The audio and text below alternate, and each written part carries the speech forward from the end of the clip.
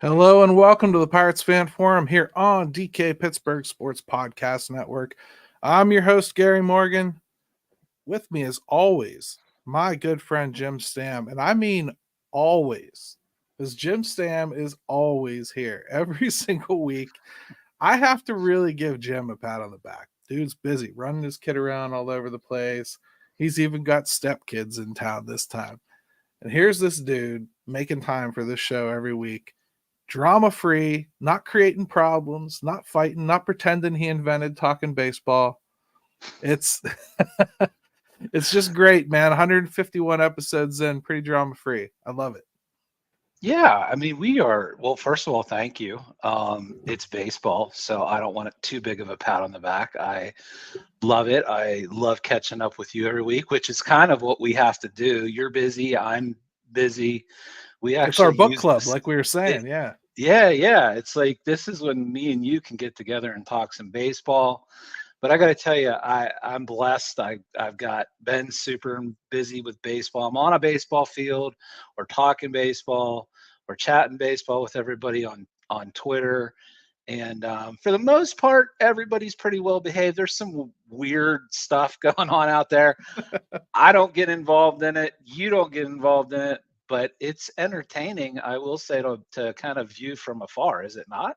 Yeah. And so Queen Banshee's with us. She's had some controversy too. I guess the Pirates sold their saber into slavery without giving them an opportunity to buy it back. They're the cutlass, Gary, the cutlass. Well, so at least it's back in the right hands, even though it ultimately ended up costing her out of her own pocket. That's a weird story. I'm kind of glad that got resolved. Good stuff there. Yeah, that's a strange story. Let's see. Melman says, welcome to the second half of the season. Yeah, second half of the season with 66 games left is a little strange too, right? Dude, I was just gonna say, like, numbers. Let's talk numbers. 66 games left. 27 straight against teams with winning records, 12 days to the trade deadline, I believe. There's time. There's not a lot of it, Gary. True. And then as we get into the show a little bit more, we got a really, really cool giveaway from our friends at shopyins.com that we're going to announce. That might involve a certain strapping young pitcher. You might want something to do with that. So stay tuned for that. I want to talk about the All-Star game a little bit, Jim. Mm-hmm. So Paul Skeens and Brian Reynolds were the Pirates representatives. I thought there was a chance that they could sneak somebody else in there maybe, but those were the two, and they represented well. Brian Reynolds, kind of went up there first pitch swinging, just darted a single off the left. He almost seemed disappointed that that's all it was a single. He got over to first like, and he struck out against Clase in the ninth to cap off the night. I was glad he got another opportunity at least. Yeah, you'd like to see that go a little. It was getting greedy, I think, for Pirate fans. Hey, man, these foul tips strike out on 100-mile-per-hour fastball from that guy. It happens. Yeah, pretty good pitcher. Pretty good rep, though. I think Brian Reynolds had a pretty decent showing. And Ellie De La Cruz had a pretty good showing, too, actually. He was on base a couple times. He looks the part, doesn't he? I mean, he almost looks like he has grown into more of what we hoped Oneil Cruz would be than Oneil Cruz has managed to in a little bit more time. Yeah. And maybe that's injury related, because right. I do feel Oneil had really, really come a long way before that injury. And I still feel so robbed from last year because I just think he could be a completely different player right now if he hadn't had that injury. I think he would just have a full year of development under his belt. I think we're just now starting to see him catch his stride this year, and he's kind of been battling different injuries all year. From what I hear, his lower half is kind of a mess right now. The leg's not great. hamstrings a little bit tight, so he's kind of playing through some stuff. I don't know, maybe at some point they need to kind of sit him a little bit. Well, hopefully the All-Star break did a lot of these guys good, right? Yeah, that's the Some good. hope. Is that man, I can't imagine the schedule they have to keep, right? Like and just the traveling and the playing and playing almost every day. I would imagine getting 4, 5, 6 days off is probably pretty helpful, especially if you have been kind of nicked up here and there. So let's hope we see the best version of O'Neal Cruz in the second half. Yeah, and you would hope like David Bednar is that much further away from that injury that shelved him for a little bit, so you're hoping that you have him back full strength. You hope that Colin Holderman's back to where he was. He was showing some signs of fatigue there. Mitch Keller was showing signs of fatigue. So, it seems like it really did come at a good time. Paul Skeens, though, All-Star game. Mhm. The American League got to set up their dream team and they chose not to. They went with more of a traditional, like, this is a leadoff guy. And it's not that Stephen Kwan isn't a good hitter, but that's not the battle you wanted to see, right? So Juan Soto made sure that he made good on his promise to get an at bat for Aaron Judge by walking. He got a little help from the umpire, I'd say. But what Yeah, did the you think catcher of those two at bats in particular? catcher probably didn't do Paul any favors on that one. Just Are you because, saying he needed Grandal, the king well, of all framers? him or Hedges, I suppose. Um, but no, listen, that was just it was just such a fun thing to sit back and watch, and the fact that Skeen's like, yeah, okay, he didn't strike anybody out. Um, but if you think about the guys he was facing, Kwan's very hard to strike out. Soto is very hard to strike out. But none of them, even when they got contact, did very much with it. So it was just really a really nice little clean inning. Skeen's like he just never seems to disappoint, no matter what the venue is, right? Like he's always just rising to that. And I don't know, man. He's just special. And I just sit back and I'm just in awe of everything he's got as a 22-year-old kid, basically. It's pretty impressive. It really is. Everything from, his specific workout is being examined by people, and they're you're gonna see more pitchers start throwing footballs. It ain't gonna help a single one of them, but they're all gonna do it now. Yeah, yeah. No, You're it's gonna just like start seeing things like that. You're gonna start seeing that weighted pad behind the shoulder turn thing, and the new one I saw today was him holding onto a pole to keep his weight back, and like you're gonna see guys replicating that stuff because people want to replicate greatness. And hey, right now that's what he is, greatness. well, and I think too, like I just saw the ratings, like the ratings were bad last year for the All-Star game. I think it was the lowest ever. They got like a 7-point jump in the ratings this time. How much of that is Skeens? I don't know. Gary, I'd like to think that it was a decent part of it. I think everybody wants to watch this kid. And you Everybody saw wants it to see. also came out that Pittsburgh led the ratings, right? So Yeah. I So what? mean, I think So we what know does that? why. What does that tell you about Pittsburgh, though? Like, man, if you give this city something to cheer about with the Pirates and something to focus on, they will show up. They will. Yeah, I totally agree, man. The All-Star game was pretty cool. The red carpet was cool. Um, obviously Livy was all glamorous and Paul looked all James Bondish and Reynolds kind of looked like Devil May Care. And and Blair was a knockout as always. And the Hey, kids were stole the show. those guys are living the dream. But right before we go to break, I do want to mention something you mentioned about Holderman. 37 appearances in that first half. And remember, this is a guy who didn't start on the active roster because he was still getting back from full strength from being sick in spring training. Yeah. So they've rode him pretty hard. So for guys like that, I do think it's hugely important to get that break in there. Yeah, I would agree. Speaking of breaks, you know what that means. Let's take one. At DK Pittsburgh Sports, we take pride in coverage that connects our city's fans to their favorite teams. Now, that connection's stronger than ever. Introducing our all-new state-of-the-art app. Find expert inside reporting and original podcasts. Check live box scores. Track the latest stats. Chat it up with our community of thousands of fans, all in one place. The new app from DK Pittsburgh Sports. Coverage that connects.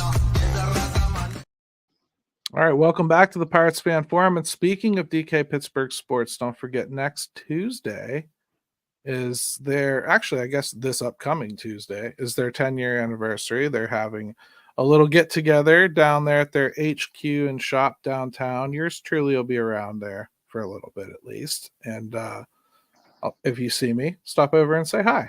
And if you don't see me, well, you know, Dolly's better looking anyway. So enjoy That enjoy your time. that is a fact, and yeah, that's I mean, he put out that thing about how many downloads they've had and everything, and it's nice to be a part of it. And we appreciate all you guys' support with what we do here. So, Damn straight. So let's get to something fun. All right. I want everybody I like fun, Gary. Good. I want everybody to take advantage of this. So let's get it out early and make sure everybody can see it.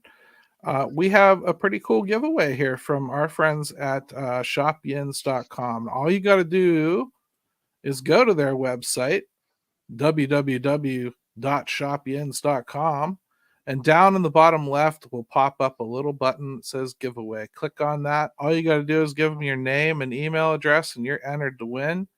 You scroll down a little bit, he's given you 4 other opportunities for extra entries just by clicking to follow our show's stream here on YouTube or them on Twitter or X or whatever you want to call it. So definitely go there, take advantage of that. You get a Paul Skeens jersey and a Yins cap for winner 1, and winner 2 gets a Raise the Jolly Roger shirt and one of our caps from the Pirates Fan Forum and Shop Yins. So make sure you take full advantage of that. Jim and I will make sure that we tweet that out so that you can go ahead and hit that up. So enter as many times as you can. It's good stuff. It's what we call win-win in the biz, Gary. Absolutely. And we will announce the winner live on our show next week. So be ready for that and make sure you watch. If not, I want to, make sure somebody that likes you watches so they can tell you about it. There's some Skeens jersey giveaways going on. Yins is doing one. The Pirates that assigned Skeens All-Star jersey. I'll be curious to see who wins all these things because Skeens is, dude, I was down Strip District today and I heard probably 4 different conversations about Paul Skeens. Like it's just different right now. Yeah, it is. So let's address a couple things in the chat here before we move on to some of the other things we had to talk about. Douglas Smith brought up Rod Manfred didn't drop any big items from what he read about around the All-Star game. The biggest one I can think of, Doug, was that they were planning on potentially testing the ABS challenge system in spring training next year with a goal towards activating it in 2026. Don't let them fool you. That's more than hopeful. They will not let 2027 come without that being a solidified role already. That's when they could actually lose the power to enforce the rules or change the rules on their own that they negotiated in the last CBA in 2027. And the players have not liked this environment. So chances are that'll be on the players' list of things they want to get rid of. So they'll go ahead and get this if they want it. They want their they want to have control of it. So and you wouldn't mention it if he just wouldn't have mentioned it if it's really kind of on the table, almost ready to go. I would agree. I would fully agree. And then we got a couple comments here. One from Matt Helmer. One is Henry Davis has faded into the abyss. Hope he can bounce back. And then he kind of followed that up with Endy would have solidified the catching position if he didn't get injured. I mean, I don't know if that's true. I know he can play the position. He didn't hit last year either. That's my hesitation with crowning Endy or acting like Endy's health will solve this position forever. He's exciting. He did some exciting things in Double A. He really hasn't done anything above the Double A level that has even made me raise an eyebrow. So, in fact, he got the call up, I think, almost just because it was getting so long in the tooth and they expected him to come up, you know? I mean, I still have, I wouldn't say high hopes for Endy, but I still, I'm still positive about him. I certainly, Matt, I certainly would have liked to have seen what he could have done. They could have used some help there.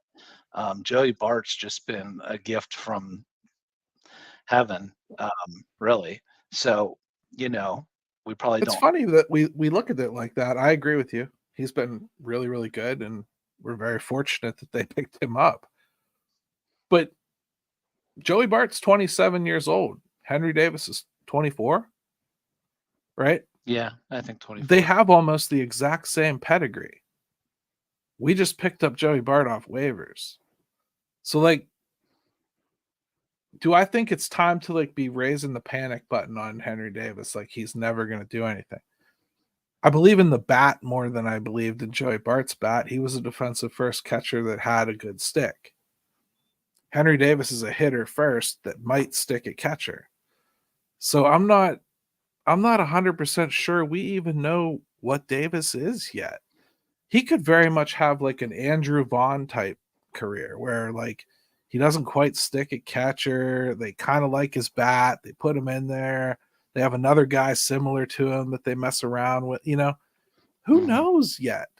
But he's too young to be deciding. No. You know, am I uneasy about where things are? Sure. I think to totally ignore everything is just, you know, being a little too positive.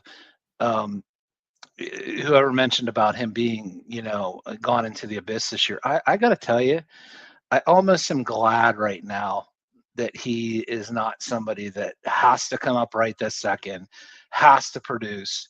Like he's had enough going on where if he gets to go behind the scenes a little bit and just work on being the player that he can be and thinks he can be, I don't know that that's such a bad thing right this second, Gary. I know that it pushes things back about figuring out if he's, you know, legitimate or not. But for the short term, I don't know that it's such a bad thing. Yeah, I mean, it feels to me like it's premature to give up on the bat. First, we've seen a lot more success with the bat than we have failure. Even in the big leagues last year, he hit the ball a little bit. You know, like this year, really, something happened. It could be as simple as what you and I talked about in spring, where we were a little worried that like maybe he was going a little too nutso with the lifting and the practice and the 100% diving in onto the catching to the point where he didn't take any time off this winter. Just went right after it. We were both a little worried that he might run out of steam. And it's hard to look at him and kind of think that that's what it is because it seems so apparent to me it's just a stance thing, right? I mean, it's such an awful batting stance. It's not, you know, like the bat speed's plenty there, Jim. The setup and timing are awful. That's all there is to it when I watch him hit. Well, it's something that he's been able to get away with for his whole career, you know, but this is the absolute top level and you will get exposed. And sometimes you have to go back to the drawing board. I don't know that if he's just thinking at this point, it will work. It's worked for me before. I'm not changing anything. I will get through this. Or at some point, do you really have to try to adjust? I don't know with him. I don't know. Some guys just ultimately believe in what they're doing. Right. And like Ryan Lytle says, you know, he's worried he'll be a Jake Lamb type and rake in the minors and struggle in the majors. Well, that's kind of what he's done so far. I mean, I'd also say, you know, how did you feel about Nick Gonzalez this spring? You know, like really, Jim, you and I we all but dismissed Nick Gonzalez as even being a factor in this second base thing. We thought I we was both gave it to Peguero almost like off the cuff. Mhm. We didn't I, mention Triolo. We didn't mention Gonzalez. We I had Bay, really I think, thought second. the things that ailed Nick Gonzalez were never going to get worked out at the major league level. I really did. When you have that much trouble with off-speed stuff, I just thought it wouldn't work. He's done a great job adjusting, so maybe it can happen with Henry too. And Rob says he's listening to the fan talk about Henry Davis. He's both terrible and needs traded, but also good enough that he'll bring back top players. Yes. Exactly. I mean, that's where you're at, right? I do think people like to cut bait a little quick on people. To me, I told you before, Jim. I'm pretty sure I told our listeners before. I don't fully trust a prospect until they've got smacked in the face. And if that happens in the major leagues, okay. And I think for Henry, that's kind of going to be the way it has to be. Henry is the type of guy that I just don't think he's going to struggle in the minors much. I know he's struggling right now, but I think that's because they are trying something new with him, and he's struggling to adjust to it. I also think when he's right, he's going to hit real good in the minors. He's always going to hit that kind of pitching. None of them can do what they need to do to overcome his bat speed. That's the thing. In the majors, most of them are capable of it. Right. And that's something that he has to adjust to. He has to learn it up here. But I also don't think it's like out of the realm of possibilities he will. He's a talented hitter, Jim. He really is. We've seen that. And here's the thing with Henry is like, maybe say to yourself, well, maybe he's just not going to hit like to the level we thought he should for a number one pick. But really, he doesn't even have to be perfect at the plate to justify playing him at catcher if he can handle that. If he's just hitting somewhat, he just can't be doing what he's been doing, which is totally non-competitive stuff. He can't look like he's grinding the bat handle into a toothpick and and freaking out every time something goes poorly. Because at that point, you might as well just have a good defensive catcher back there if he can't do anything more than that. Exactly. So again, we'll see how the catching position moves on. Like I did a Q&A the other day, and somebody asked me, like, who's the catcher of the future? Who the hell knows? Yeah. Like, I really mean that. Like, I'm not gonna crown Endy. You're not gonna talk me into that. I'm not gonna say it's Davis because of where he was drafted.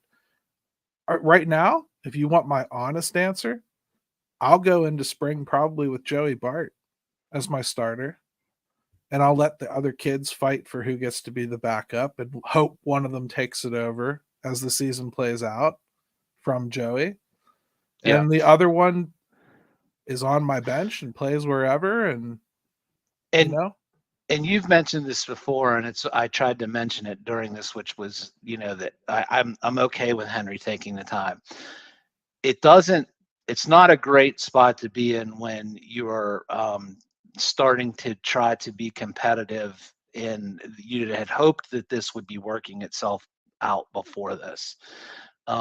So it's a little bit late in the game, but it's just the situation they're in right now. So, all right, man. I'll tell you what we should do. Call your shot. Yes. What do you say? Let's do it. Go ahead and get Yins talked about again real quick here, right? We might as well. Sure.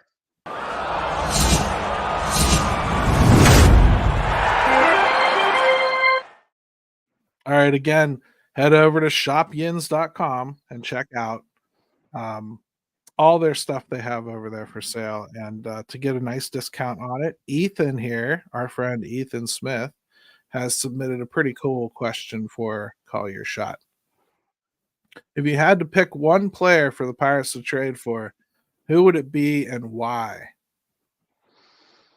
It's so tough. The big names, I don't like. I don't like Jazz Chisholm. I've made that pretty clear. And I'm not a huge fan of Robert. I'm really not.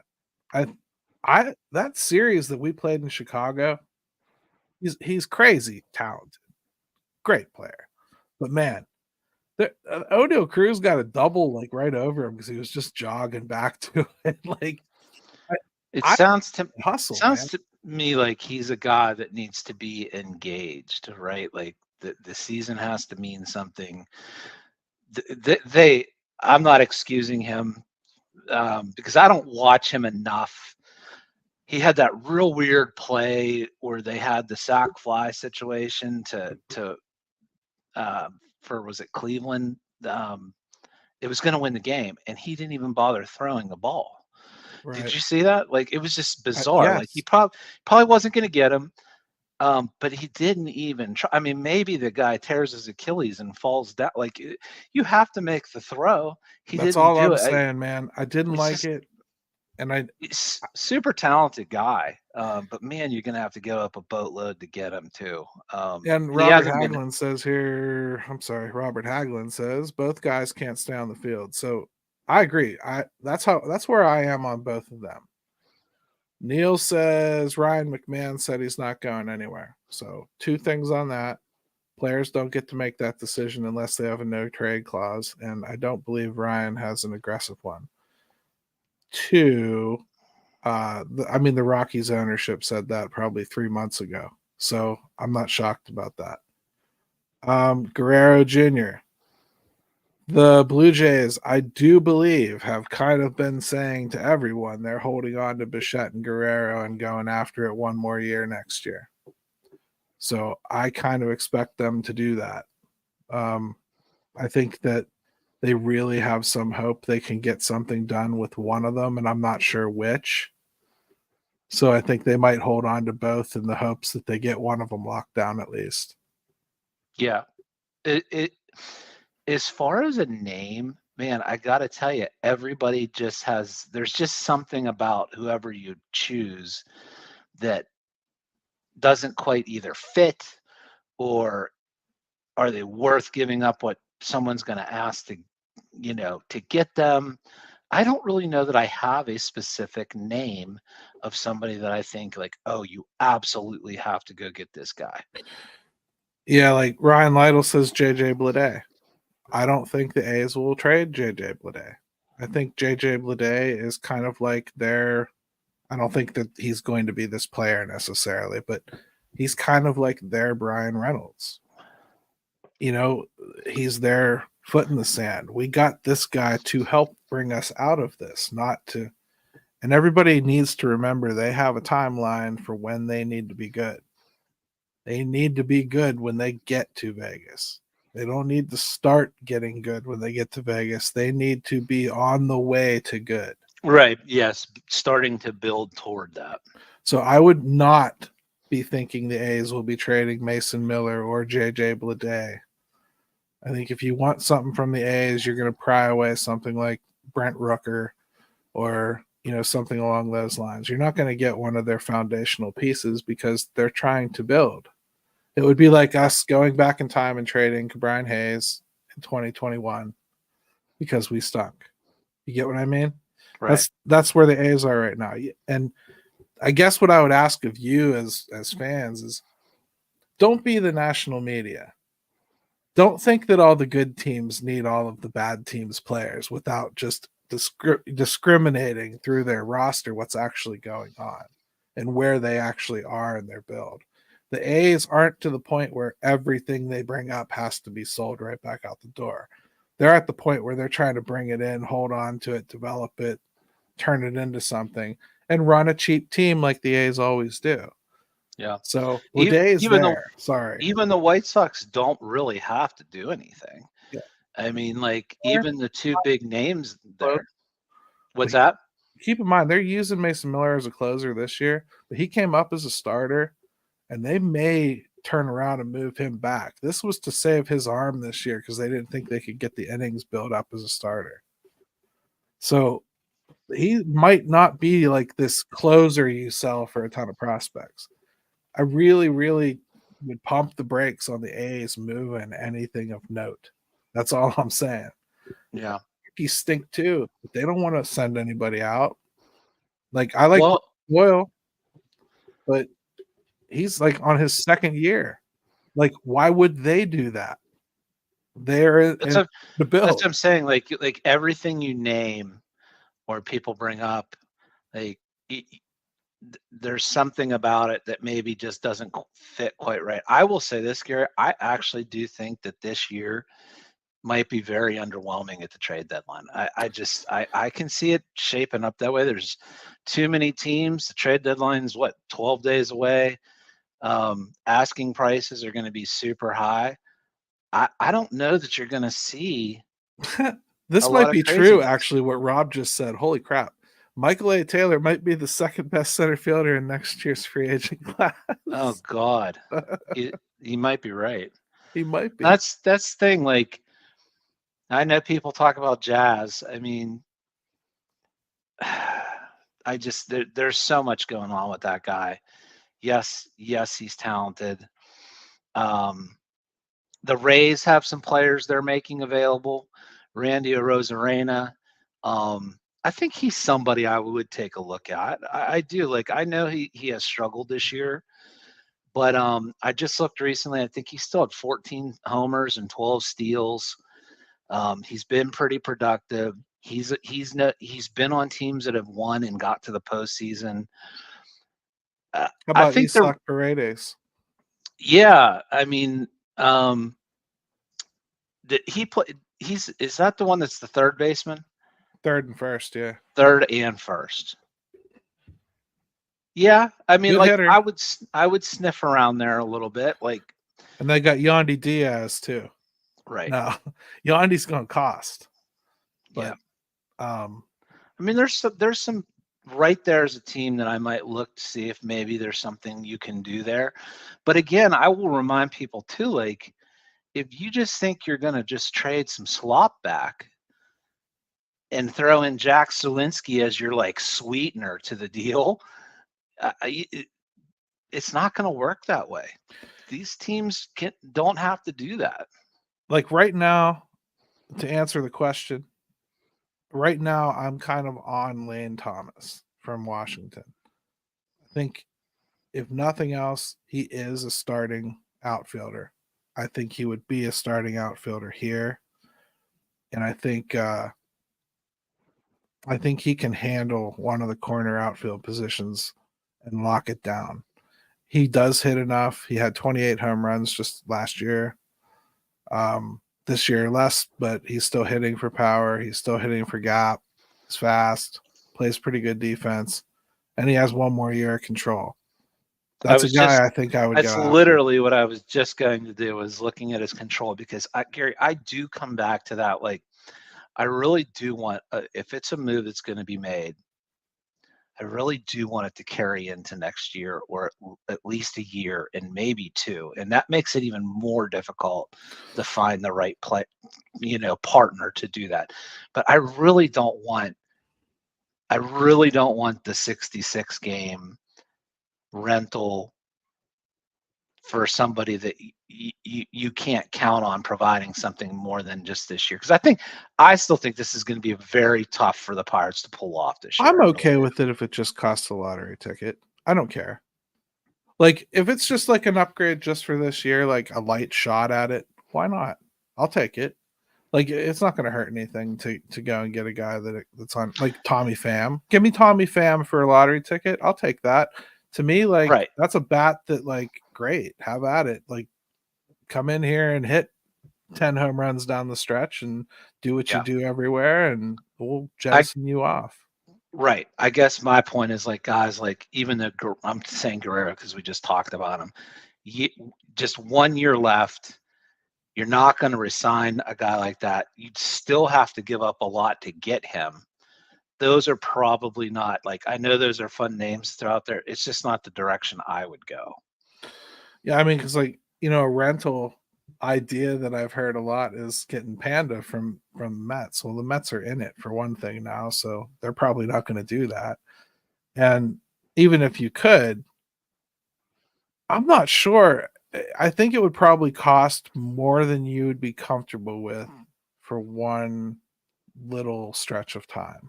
2 months of a guy. I don't know. But I don't know that it has the impact you hope it does. a right-handed bat in PNC Park, as powerful as he is, it's probably going to stamp down his power a little bit, right? Mm-hmm. So I'm not sure that I 100% buy that. That's why I do look at, like, real quick. I go back to Rosarena. He's on a 1-year deal for $8 million. So you're not gonna. The money's not an issue. You see how he plays. Well, he's still got arbitration too. Yeah, arbitration's still there. But he's what got I'm saying 8 million already, so that means you're talking 10 to 12. Right. But he hasn't had a good year either. So I just feel like those are the types of guys I would be willing to look at. And the bottom line is, you may see teams in the next 12 days decide that they aren't going to be putting anything more into this season. So we'll see. Maybe some names will pop up that we weren't thinking of either. Yeah, I mean, all I could say this time of year is, like, here's the thing. Your team is borderline, and they know that, and you know that, and the league knows that. All right. It's not a given they have to buy. It's not a given they shouldn't sell. In fact, they may have to and should do a little of both. But I mean, in fact, you're going to have to. You'd have to sell off some crap to make room for what you bring back. So, it's not like, or you just flat out cut them. So you're going to have to make room one way or another. So don't be shocked if you see some trades one way or another. But this time of year, man, trade targets turn into gas station sushi real quick if you're not careful. You start starving, you can talk yourself into just about anything being good. Just make sure that the target that you're going after actually helps this team, not your personal, ego as far as like what building a team should look like or who's spending enough or whatever. A great example of this is people talking about, like, I saw an article from Joe Starkey about Brent Rooker being some linchpin you got to go get from the A's. I mean, I'll give him this. At least he's got a head start. The guy probably really is available from the A's. He's only got another year after this. And, I get it. Defensively, though, he's a hot mess. The guy can't play defense. You're replacing Kutch. You're not replacing one of them outfielders. So, like, if that's a decision you want to make, I'll have that conversation. You think Kutch needs upgraded? Hey, lately. But we thought that early in the year too, and then he got on that little hot stretch. So, to me, like, that's the shame about Jazz, I do think, is that if he wasn't such a knucklehead, I'd actually consider it. Because it solves. Well, I don't know if it solves. It addresses certain multiple issues, and it'd be tempting. I just don't think they're going to go that route for obvious reasons. Yeah, and that's the funny thing too. The big buyers this year, the big for sure buyers, I'm not sure I see them in on either of those two. This isn't like Juan Soto hanging out there. This is not something that I'm 100% sure either of those teams would necessarily be going after. New York, in particular, I mean, they have Aaron Judge in center field. I bet they don't want to, but is it so dire that they go out and get a center fielder? And, like, they don't want to sit their other outfielder either. They're actually a pretty darn powerful outfield. I'm not sure they want to downgrade anything there with either of those players, really. Right, and then on top of it, you've got teams that are also going to be looking to prioritize pitching over offense, right? So, and I don't know what the Yankees situation is with that. I know they've struggled. I don't know if it's been offense or defense that's been the issue when they've had this dip. But some teams, I mean, are going to have to pick and choose. I mean, do you want to address pitching, or are you going to need to do offense? Yeah, it's definitely. I think it's one of the stranger deadlines that I've ever seen. They're the really, really clear buyers. I don't think they need to buy much. Like, the Braves probably want to get an outfield upgrade. I would imagine that's probably on their table. But that's about it. Maybe a pitcher. They're always looking for a pitcher, I'm sure. The Orioles need a pitcher. The So Dodgers could the use some pitching. Dodgers, yeah, they maybe could pitching. But Milwaukee's not going to do anything crazy. They may look to make a small move to help, something here or there. But first of all, they're in good shape. And I would say ordinarily that would drag guys like Jazz and Robert Jr. like down into the Pirates territory. But here's the thing. I think if the overall price tag gets lowered, I think both of those teams are suddenly uninterested in doing it. Mm-hmm. Why not just do it in the offseason? They're not forced to do it. Right. And then even if you look at the AL Central, Cleveland and Minnesota are the ones that are doing well. They're not going to go out and do anything insane. Like, right. They're just not structured that way either. First of all, Cleveland's 21 games over 500.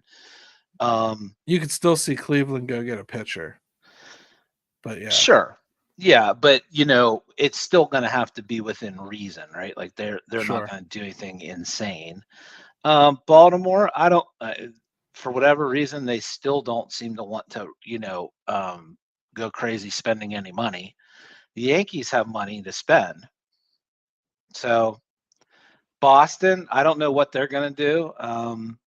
They already have the best pitching in the league, so probably not that. And they're surprised themselves being 11 games over 500. I'm sure they did. Yeah. They've done that with Cautious on the shelf too. They're not even full strength. And Story. Right. Tampa Bay, look, they're already saying, it's one thing that they might look to. First of all, you're 500 in that division and you've got a lot to overcome. So I don't actually blame them for seeing if they could potentially move somebody. They have the hardest remaining schedule of anybody too. Yeah, it's just you have to be realistic too. Yeah. So anyways, St. Louis might, Gary. St. Louis might do something. I think St. Louis will, if only because St. Louis, unlike many places, you can say what you want about them, they know they owe those fans when their team is over 500 and in it this late in the game. They will not just stand pat. They'll go do something. Right. And I think they know they would need to. Like that this may not hold up if we don't do some more digging for somebody. Yeah. So there's somebody that I'd keep an eye on. But I'm looking around the league, and I guess what I'm saying, Jim, is like I can make an argument that a lot of the buyers aren't really going to be super eager buyers, and I can make an argument that some of the sellers aren't going to be super eager sellers, and then most of the middle doesn't quite know what the hell they're doing yet. I just think like the whole deadline could end up being a big nothing burger, really, because there really isn't an exciting player that I even see coming available. Yeah. Yeah, the only other team I can think of that might be aggressive, and that's just because this has been their nature the last couple of years, is the Padres. Maybe they might still go try to do something. I don't know what they even have left to do. They might, but I'm just not sure, again, what would come available. Right. I really think it's like those couple names. I think you could see some people maybe move the needle for Garrett Crochet, but I don't think he has very much left to give this year. So I could almost see a team that's almost a buy for next year. That's almost like let's just get that rotation piece we want. And they're going to ask a ton for him. They are. Like he makes under $1 million. He's under team control. I mean, like to get him, you're going to have to uncomfortably buy to get him, and I don't know that teams are going to be willing to take that risk with him. The funny thing is, we just did this whole talk, and not once did we talk about the Pirates not being willing to spend. This is all about what the other teams are thinking and doing right now. The picture I'm trying to paint is just it's not as cut and dry as these teams are selling, these teams are buying. And that's why it's so difficult to look through and find players that are actually going to come available. I think the Pirates might have to get creative. They might have to think about. I brought up a weird trade proposal in Five Thoughts this week that I was kind of surprised didn't get more backlash. You might have to take a player that you love, like maybe even a Luis Ortiz or something, and trade him to somebody like Baltimore for something that you need right now. They may need the pitching bad enough to do it. It's a baseball trade. They don't happen very often. But we might see baseball trades this year because of all of those factors we talked about. Sure. You might have to see teams get a little bit more creative and a little bit more open to the idea of benefiting each other. Neil Huntington used to say that all the time, and it was a detriment. But well, if any team needs to get creative about how they're going to do it, obviously the Pirates are going to need to be somebody like that. So look, and then people have to say is like, where's your cutoff point? Who are you willing to give up, right? Who are you willing to give up out of your system for pitching? And we've got pitching. We've got a lot of it. That's great. And you say you want to trade for somebody, are you willing to give up the names that you might have to give up to get somebody? Right. Yeah, I mean, that's a good place to leave it. Again, my answer would be Lane Thomas. That's my guy that I'd be going after. I think he's a good get for this year and next year, and I think it actually helps. Yeah, and I'll stick with the Rays. I think they got 3 guys they mentioned. All 3 of them offensively can help. And there's different levels as to financial and capital going back that makes them differently attractive for different reasons. I mean, let's hope that they are being as thoughtful about it as we just were. Because I'd hate to think they're just going to stumble to some table like on July 26th and be like, well, we should probably start thinking about this, and doing business with the Rays scares me because it scares me too, but it's a different regime.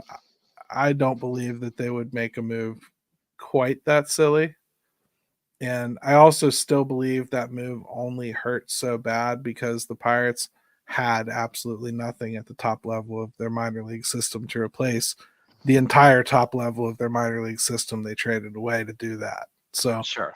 And then once the injuries got in there with Vaz and Glass now and all that for the Archer deal, like then it really confused things. Right. Let's take a quick break. Let's come back. Let's talk a little draft. At DK Pittsburgh Sports, we take pride in coverage that connects our city's fans to their favorite teams. Now, that connection's stronger than ever.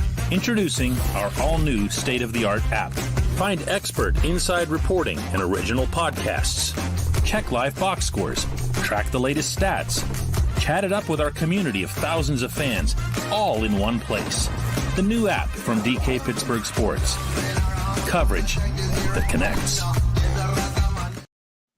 All right, welcome back to the Pirates Fan Forum here on DK Pittsburgh Sports Podcast Network.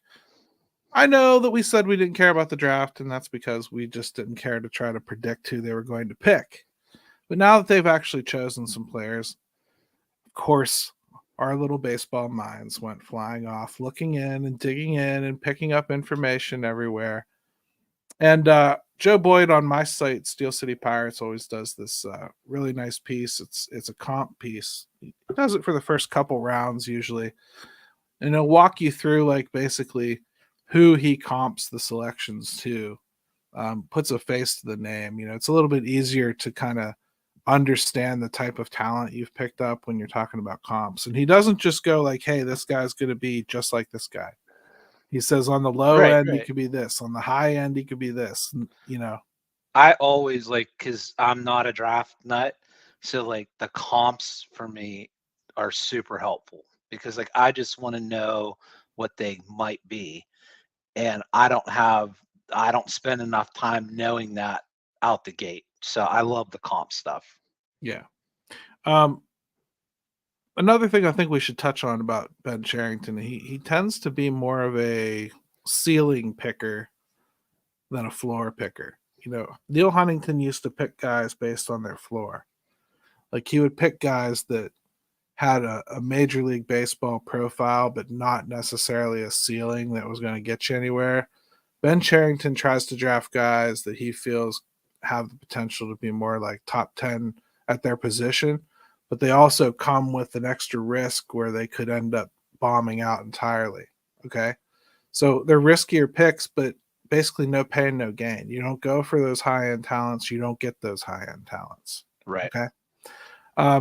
Which again, it can work that way because you can end up trading them for more established higher end talents. There's ways to do everything. It just depends on how smart you are and how willing everyone else is to work with you. But Sure. Connor Griffin was their selection, a shortstop outfielder prospect. We'll go ahead and get to that later. It was the 9th overall selection, which is why Jim and I didn't care all that much because we just had no idea. And immediately the first pick was some second baseman, the first second baseman ever selected 1-1 Right. from Australia. Right. So, yeah. Who knows? Is he going to be great? I don't know. Maybe it's like me watching the NBA draft and the first pick is out of, Croatia. Like, right. I don't know much about that guy. Sorry. When you're drafting a teenager, you're drafting two things primarily: tools and frame. All right. You're drafting that they have the ability to do certain things, and you're drafting that they have the ability to pack on mass and turn those tools into something more. Okay. The shoulder width is like one of the most important ones. If your shoulders aren't wide enough to carry the mass, you're only going to ever get so big. So it's just something that you hear all the time.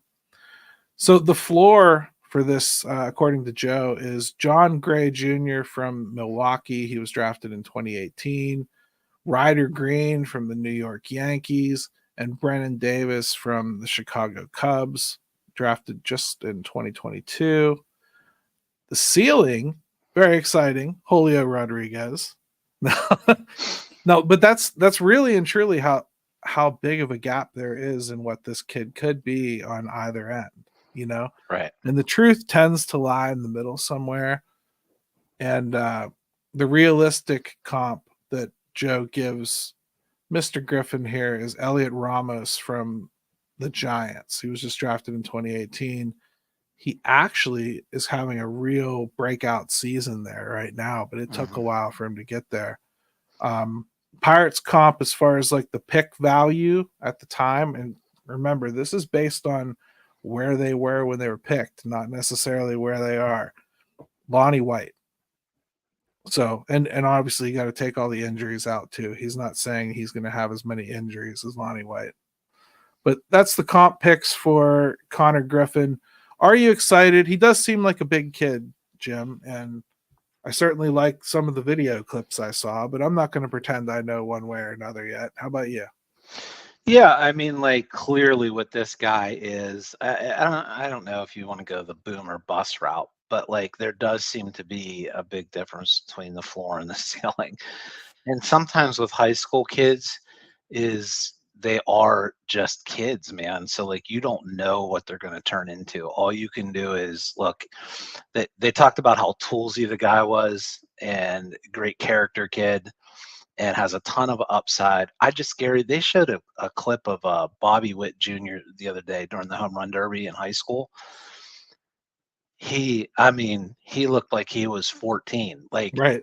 You're taking a guy. It's that projectability. Yeah. So like, who knows, man? Like, right. If he turns into Cole Tucker, yeah, that's gonna suck. But I don't mind at number 9 taking a guy that you feel confident in could really be like, at the end of the day, if he turns out to be very good, you're wondering how he didn't go in the top 3 picks, right? So that's what they went for. Right. And look, there was no, like you kept hearing people talk about taking somebody that's going to help soon. Who was that going to be? Yeah, I mean, You frankly, know, like, there wasn't a bat like that available at 9. In fact, no, I don't think you'll find a single bat in this draft that reaches the league in year 2 like Wyatt Langford. It that's what I'm isn't there. saying. So like People are spoiled that by Skeens the and pipe Davis dream and stuff, yeah. right? Termar Johnson at this point, right? He's just turned 20 a month ago. Mhm. He's in single A right now. So I was looking through some of the complaints that I got about this guy right away. Like I got flooded with complaints after this pick because people complain a lot more than they praise. I don't know if you know that or not. yeah, But right. I got another shortstop. Douglas makes a good point. Maybe high school picks are just ceiling picks when you really think about it. I mean, it depends on the pick, right? Because I think Jared Jones had a pretty healthy floor. I think Bubba Chandler had a pretty healthy floor, as raw as he was. So it depends, I think, on the high school player. Sure, But it's yeah, situational, but I think I do like the fact that when you are picking high school guys, it's a long process in baseball. it can be. So, Like, in all sincerity, Termar is going to be 21 next year. He'll probably be in AAA by the end of next year. You know, if not knocking on the door at getting into the majors. So yeah, it could take a long time, but when you're one of those really, really high pick high school players, it can also be 3-4 years. It should be 3-4 years. That's really all the time baseball gives you. yeah. So Go ahead. You were starting to say something. I cut you off on. no, I mean, people were complaining that it was another shortstop. We tell them every year why that is. Shortstop, center field, pitcher. Those, that's where all the athletes gravitate to. I don't know what else to say. I don't want to keep saying it every year. If he sticks at shortstop, tremendous. For real. If he doesn't, okay. They'll find something else for him to do. Sure. Let's see, like this guy won't be here till like 2029. The window will be closing. I don't think that's the way this general manager's looking. Really don't. I don't think he's looking at his system like there's going to be another major drop off. Now, he could be wrong. You can tell him he's wrong. You can tell him he's stupid. You can tell him that'll never work here. But that's what he thinks.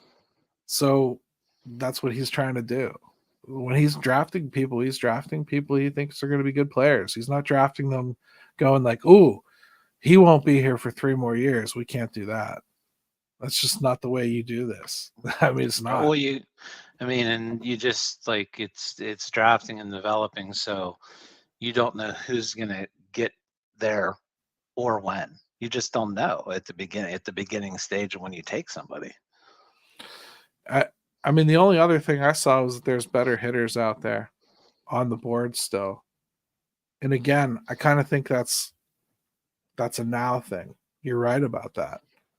I think Neil Huntington probably drafts one of those hitters. They're already a little closer to being polished. Okay? You already know all the imperfections that are there. You can already see them starting to take shape. It's the difference between buying an uncut diamond and a cut diamond. You can see before it's polished all the way where the problems are in that cut diamond. Right. You may not be as brilliant as it's ever going to be, but it's only going to get so good because it's got that split in the middle. Whereas that uncut one might be perfect. You know what I mean? Like, sure, that's the way it is. And I just think you have to understand what the major league draft is. It's just a crapshoot. That's all it is. Educated guesses. We've gotten very lucky with some of our picks recently. And I'd also say they've earned a little trust here. To me, they've earned a little trust. They've gotten Nick Gonzalez into the majors, and it looks like he's going to stick. Paul Skeens is already here. Jared Jones is already here. Carmen Majinski's already here. I think we're starting to see a decent grouping of Ben Cherington's draft picks starting to make their way here and doing something when they get here. So if nothing else, they're doing okay. And if you think they really suck at it, well, huzzah, because they just changed their scouting director. So right. And on top of it, I mean, they took 11 pitchers, I think, and 10 position players. they've certainly earned some benefit of the doubt on the pitching side. Yes, they have to make some advances with Yeah. the hitting. They have to. How that's going to work or how that plays out, I don't know. But on the pitching side, it, people around baseball would tell you that the Pirates are in a really good position on the pitching side of things, whether it's in the majors or the minors right now. They really are. I really think that's kind of the last thing I wanted to bring up on the show this week, Jim, is I think if nothing else, what the Pirates are right now, like if I take a 30,000 foot look at the Pirates, my overall feeling on the state of the franchise now in year 5 Hard to is believe. well, I think what I see is right now it's probably the baseline for what I think you can expect for the next several years. I really think this is about where this team will be at their low point. Every year they can do better than this. I expect them to do better than this, but I don't think that I expect them to get any worse than this for a while. So I think we're going to have competitive baseball year over year here for a while. I really do. The pitching's just set up for it. Right. I do think that that's fair. You know, it'll be interesting to see Now how. Detroit said the same thing 5 years ago. Just Well, sure. I mean, if you go through a rash of injuries too with pitching, I mean, then things can change quickly. Um, you know, would I still like to see them be a little more aggressive now? When I say now, I mean, if not now in the off season, to try to win when you've got some of these dudes. Yes, I still want to see like a little bit more pushing down on the pedal to get something going right now while these three are here. And you know what three I'm talking about. So I would still like to see that. and we just talked about why like that's so frustrating for me because I completely get the sentiment. It's the sentiment most fans have. It's what they come at me with. And then everything that we talked about there in segment 2 about the trade market is what I want to just go bleh, on Twitter to them, but I can't. You got like 140 characters to try to sum that up. I can't. There's just an awful lot more than want to here. That's Definitely. all. And I think that the sad thing is I don't have some big target where I can even go like, we're not getting that guy that would fix everything or those guys that would fix everything because this team is holding on to their prospects too tightly. I personally don't see that on the market. If I do, I swear to God, I'll change my mind. I just don't see it. It's entirely true. The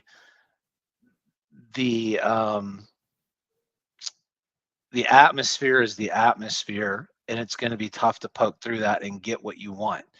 I don't know if the off season will be much better. My hope is that they just try at least to be a little bit more aggressive.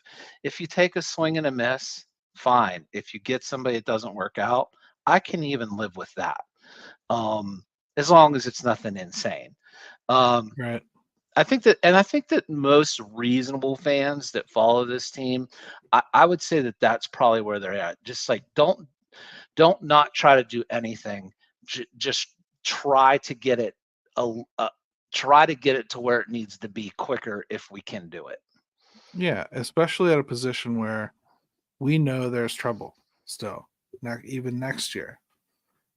Again, I think right now, the way he's hitting, Rowdy Tellez has somehow magically become your best option at first base. I don't even think there's an upgrade out there for him unless you went to Pete Alonso, and that's not going to happen. So yeah. Rowdy Tellez is, I think, you're lucky. He's the best first baseman out there right now. That's what you got to work with. And then you got a Connor Joe backing, which is okay, great. The outfield is what needs help. And the outfield has no extra answers coming. It's Jack gets better or you do something. And you cannot continue to run Michael Taylor and Jack Sawinski out there in the lineup together and expect good things. You can't. One or both of those guys need to be out of this lineup, or there really is no such thing as offensive improvement. Those are the two worst positions outside of catcher, and they've kind of addressed that with Joey Bart. So outfield has to happen. Get those two on the bench. And no matter what you're going to do right now at third, you're not going to do anything. You're just gonna have to hope and trust that Brian Hayes has a second half like he did last year, or something close to it, or at least shows signs of life. You're not going to go out and what are you going to do there? What are you going to do? Bench him? And then some people would. I just don't think you can do that. The problem with Taylor is he can still field. He just can't hit. Jack's defensive metrics are terrible. And he's also shown so little signs at the plate. It's like the one position where, my goodness, if there was anybody out there, and the two biggest names are guys that you might either not want for baseball reasons or other reasons, and you might have to pay a ton to get them. Yeah. So interesting times coming up. Who knows? We could have trades to be talking about next week. I mean, we really could. Before we go, I want to make sure everybody just remembers to go out and fill out their giveaway and get their entries in there. Good stuff. Paul Skeens jersey, Raise a Jolly Roger shirt, shopyins.com. Check it out. Good stuff. Jim, I'm good. If you're good, we'll toss it off to Ben. Yeah, let's give Ben a shot. All right. Ben, we're going to rub your head and hope for luck here because they're going into some tough series. Let's go, Bucks! Yeah, buddy. All right. See you later.